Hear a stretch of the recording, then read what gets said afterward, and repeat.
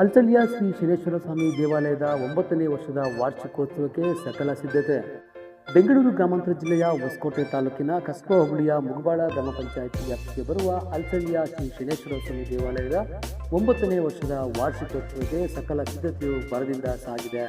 ಗುರುವಾರ ಸಂಜೆ ಗಣಪತಿ ಹೋಮ, ನವಗ್ರಹ ಹೋಮ, ಗ್ರಾಮ ದೇವತೆಗಳ ಹೋಮ ಹಾಗೂ ಪ್ರಸಾದ ವಿನಿಯೋಗ ಮಹಾಮಂಗಳಾರತಿಯೊಂದಿಗೆ ಶುಕ್ರವಾರ ಬೆಳಗ್ಗೆ ಪುನಃ ನವಗ್ರಹ ಹೋಮ, ಗಣಪತಿ ಹೋಮ, ಗ್ರಾಮ ದೇವತೆಗಳ ಹೋಮದೊಂದಿಗೆ ಶನೇಶ್ವರ ಸ್ವಾಮಿಯ ಕಲ್ಯಾಣೋತ್ಸವ ಪ್ರಾರಂಭವಾಗಿ ಪ್ರಸಾದ ವಿನಿಯೋಗ ಕೂಡ ಇರುತ್ತದೆ.